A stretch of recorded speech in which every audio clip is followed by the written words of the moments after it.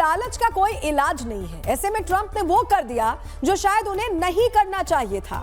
तेल भंडारों को लूटने के बाद ट्रंप ने इसके मालिक को ही अपना कैदी बना लिया और मदुरो की पकड़ से यहां पर पकड़े जाने के बाद अब ट्रंप का कहना है कि वो वेनेजुएला के अंदर तेल निकालने की शुरुआत करने वाले हैं। सुनिए उन्हें जरा। And the oil companies are ready to go. They're going to go in, they're going to rebuild the infrastructure. You know, we built it to start off with many years ago. They took it away. You can't do that. You can't do that with me. They did it with other presidents. तो आप समझ रहे हैं, ये जो पूरा खेल है ये एक्सपोज हो चुका है। पकड़ के साथ ट्रंप के हाथ अब वेनेजुएला के खनिज पर पहुंच चुके हैं। क्या प्लान है डोनाल्ड ट्रंप का, क्या चाहते हैं, चलिए डिटेल में इसे जरा डिकोड करते हैं। आपके सामने जानकारी आपके सामने फटाफट रख देते हैं, क्योंकि वेनेजुएला के पास दुनिया का सबसे बड़ा क्रूड ऑयल रिजर्व है। ये जानकारी आपके लिए अहम हो जाती है। पूरे 300 मिलियन बैरल, ये किसी भी दूसरे देश से बहुत ज्यादा है। दुनिया का ये मानना है कि मदुरो को पकड़ने के पीछे तेल ही है। वेनेजुएला के तेल भंडार पर अरसे से यानी बहुत लंबे समय से अमेरिका की नजर रही है। अमेरिका इन तेल भंडारों को फिर से चालू करना चाहता है, अपने हाथ में रखना चाहता है वो पावर। अमेरिकी अर्थव्यवस्था के लिए कच्चा तेल बहुत बड़ा बूस्टर होगा, गेम चेंजर होगा। लेकिन ये सब कुछ करना इतना आसान है क्या धरातल पर? सोच कर देखिए आप। ट्रंप को ऐसा लग रहा है, लेकिन अंदर खाने जो बड़ी जानकारी हम आपको बताते हैं। विशेषज्ञों का मानना है कि वेनेजुएला से तेल निकालना मुश्किल है। यानी खजाना तो मिल गया, चाबी नहीं मिल पा रही डोनाल्ड ट्रंप को, क्योंकि तेल निकालना अब केवल एक तकनीकी प्रक्रिया नहीं रही, बल्कि $100 अरब का एक ऐसा जोखिम भरा निवेश है जिसमें खतरा है और सफलता की भी 100% कोई गारंटी नहीं है। मतलब ट्रंप को खजाने की चाबी तो मिल गई है, लेकिन ये एक ऐसा खजाना है जो जंग खा चुका है और जो शायद जो चाबी मिल गई उससे ताला खुलेगा ही नहीं।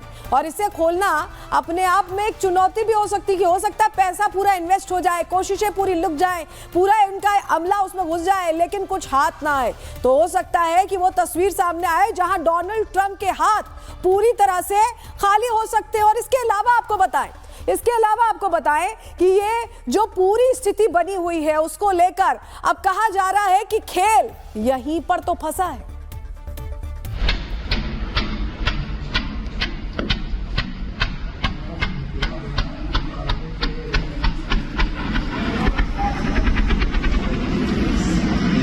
Mira, pero ven acá, no se metan para acá, no saben lo que hay ahí que se copie. Sí.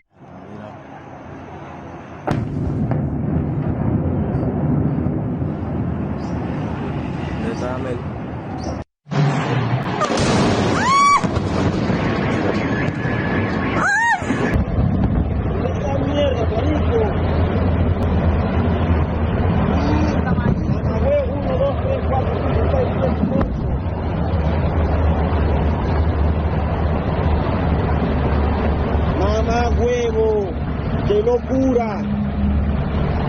Nos caímos. Mira esa mierda, explotaron allá toda esa mierda porque tú no estás explotando. देखिए, Venezuela में छिपे इस खजाने में technically देखें तो लूट की गई है, लेकिन क्या इस लूट के पीछे सिर्फ ट्रंप का दिमाग है या फिर दुनिया के सबसे अमीर शख्स एलन मस्क बैकडोर से ये सब करवा रहे हैं? क्योंकि मदुरो को पकड़वा कर लाने के बाद डोनाल्ड ट्रंप एलन मस्क के साथ डिनर करते हुए भी देखे गए हैं। अब ये तस्वीर थोड़ी मुश्किल से सामने आई है, क्योंकि एलन मस्क और डोनाल्ड ट्रंप के बीच थोड़ी दूरियां आ गई थी, आपको याद होगा। और अचानक ये दोस्ती कैसे हुई, ये डिनर्स कैसे शुरू हो गए, ये बहुत सारे सवाल हैं। और देखिए, ये महज इत्तेफाक नहीं है, क्योंकि मदुरो और एलन मस्क की जंग तो पुरानी है।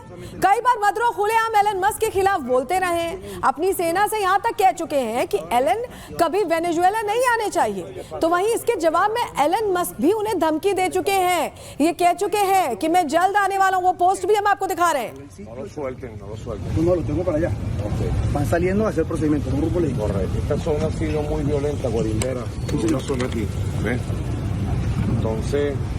Me alegra mucho que ustedes estén protegiendo al pueblo. Estos son unos criminales. Tenemos más de 1200 criminales. तो देखा मस्क ने क्या कहा था कि आई एम कमिंग। तो क्या ये पूरा खेल मस्क के इशारे पर रचा गया है? इस सवाल का जवाब अब तलाशने की कोशिश करते हैं, क्योंकि ऐसा लग रहा है कि एलन मस्क ने धमकी दी थी और उसके बाद डोनाल्ड ट्रंप ने एक्ट किया है। क्यों हम ऐसा कह रहे हैं, चलिए पूरी डिटेल आपके सामने ग्राफिक्स के जरिए रखते हैं, आपको बताते हैं। एलन मस्क ने डोनाल्ड ट्रंप के साथ डिनर किया। आप ये सेटअप देख रहे हैं, ये डिनर का सेटअप है। फ्लोरिडा के मारे लागो में दोनों ने एक साथ डिनर किया है और ऑपरेशन वेनेजुएला के बीच ये मुलाकात होना, कुछ तो होगा ना इसके पीछे। मदुरो को पकड़कर लाने से एलन मस्क बेहद खुश हैं और डोनाल्ड ट्रंप से दूरियों के बावजूद मिलने पहुंचे। खुशी खुशी उन्होंने वेनेजुएला में इंटरनेट फ्री कर दिया है। अब एलन मस्क की कंपनी ने इंटरनेट फ्री किया तो क्या तैयारी कुछ और है, क्योंकि स्टारलिंक अब कहा जा रहा है कि 3 फरवरी तक मुफ्त इंटरनेट सेवा वेनेजुएला में देने वाली है। लेकिन इन सब के बीच अब लोगों को यह भी शक हो रहा है कि मदुरो और एलन मस्क की जो जुबानी जंग हो चुकी है, क्या ये उसका आफ्टर इफेक्ट है। एलन मस्क ने मदुरो से कहा था कि मैं जल्द आ रहा हूं, वो पोस्ट अभी हमने आपको दिखाया। लोग पूछ रहे हैं कि क्या मस्क के कहने पर ही ट्रंप ने वेनेजुएला पर इतना बड़ा अटैक कर दिया। क्या मस्क और ट्रंप दोनों ही, क्योंकि देखिए बिजनेसमैन है, बिजनेस माइंडेड पीपल हैं ये, तो क्या व्यापारिक किस्म के ये व्यक्ति आपस में मिलकर ये गठजोड़ इन्होंने तय किया। तेल पर ट्रंप की नजर थी और मस्क ने भी सोचा कि फायदा तो उन्हें भी मिलेगा, तो तेल का लालच दिखाकर एलन ने क्या अब दुश्मनी अपनी निकाल ली है। मदुरो से जो उनका गुस्सा था वो उतार दिया है। ये सब बातें अब लोगों के बीच चर्चा का विषय बनी हुई है और खुलकर इस पर चर्चा हो रही है। सोशल मीडिया पर भी ये बात हो रही है कि क्या एलन मस्क की वजह से ये सब कुछ हुआ है। देखिए सबसे बड़ी बात यही है, ये जो पूरा खेल है, जब आप इसे डिकोड करने चलेंगे तो एक एक पहलू सामने आएगा और ये बताता है कि कहानी अंदर से बहुत ट्विस्टेड है। क्यों हम ऐसा कह रहे हैं।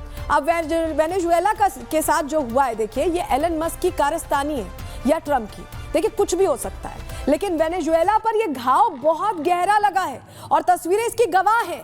जहां काराकास में आज भी ये धुआं उठ रहा है, हम आपको तस्वीर दिखा रहे हैं, ये वही जगह है जहां से मदुरो को रातों रात उठा लिया गया था। अभी वहां के हालात आप देखिए, अभी भी धुआं उठता दिखाई दे रहा है, अभी भी संशय के बादल हैं कि वहां पर हालात कैसे हैं।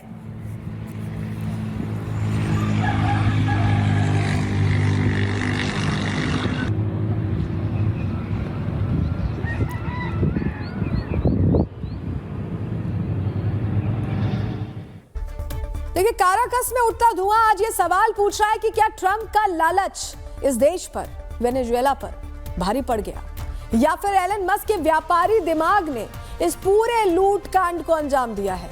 एक्सपर्ट से समझते हैं पूरी डिटेल, उनका क्या कहना है, सुनिए। ये एक सोची समझी रणनीति के तहत किया गया है, क्योंकि ट्रंप और वेनेजुएला का जो अगर हम संबंध देखें तो पहले से ही बहुत ज़्यादा डिस्टर्ब था। ट्रंप 1.0 में भी ट्रंप ने पूरी तरीके से वहाँ राजनीतिक हस्तांतरण करने का प्रयास किया, लेकिन उसमें सफल नहीं हो पाया। लेकिन अभी जिस प्रकार से ऑपरेशन एब्सोल्यूट रिजॉल्व के द्वारा वहाँ के राष्ट्रपति को अरेस्ट किया गया है, मुझे लगता है ये शुद्ध रूप से राजनीतिक और आर्थिक कारणों से किया गया है। और देखिए इस पूरी खबर का एक दूसरा एंगल तो ये भी है कि क्या ट्रंप को विस्तारवाद की बीमारी हो चुकी है। वेनेजुएला जैसे गरीब और छोटे देश पर हमला करने के बाद ट्रंप ओवर कॉन्फिडेंस में एक माफिया की तरह बिहेव कर रहे हैं और कह रहे हैं कि अब वेनेजुएला के बाद वो क्यूबा, ग्रीनलैंड और कोलंबिया का भी यही हाल करेंगे। वो सीधे सीधे बोलने लग गए, आप सुनिए उन्हें। We need Greenland from a national security situation.